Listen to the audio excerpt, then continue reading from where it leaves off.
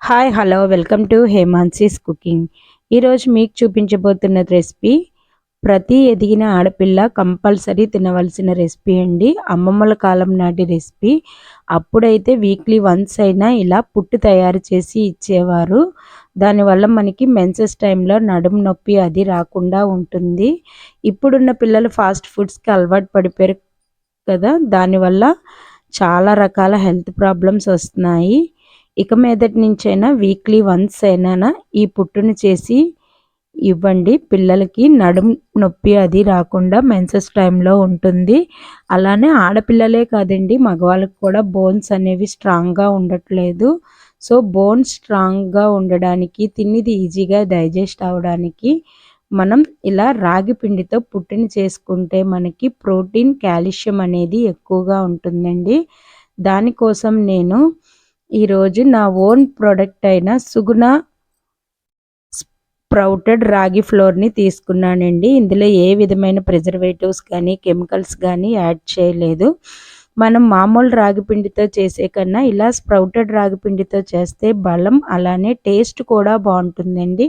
న్యాచురల్గా రావాల్సిన స్వీట్నెస్ అనేది మనకి వస్తుంది.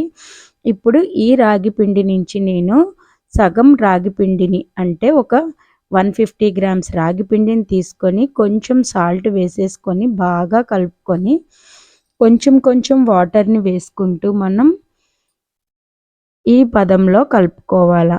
వాటర్ అనేది ఎక్కువగా వేయకూడదండి, చూసుకొని వాటర్ అనేది వేసుకోండి.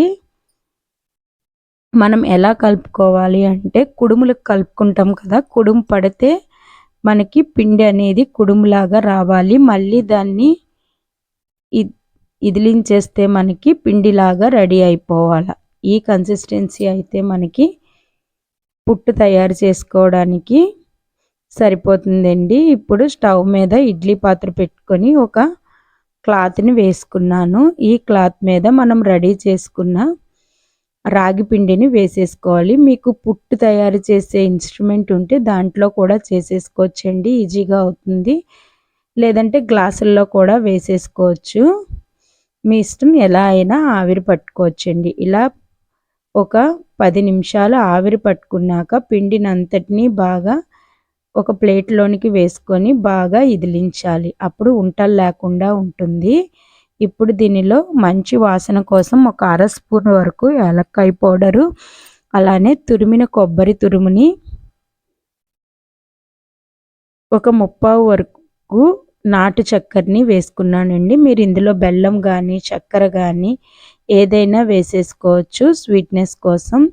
ఇప్పుడు వీటన్నిటినీ బాగా కలుపుకొని పిల్లలకి ఇస్తే ఎంతో హెల్దీ అయిన ప్రోటీన్, కాల్షియం అన్నీ ఒకే దాంట్లో ఉన్న రాగి పుట్టు అయితే రెడీ అయిపోయిందండి. ఎక్కడ మనం ఆయిల్ ఉపయోగించలేదు, కనీసం నెయ్యి కానీ ఏమీ ఉపయోగించలేదండి. ఆవిరి మాత్రమే పట్టాం మనం.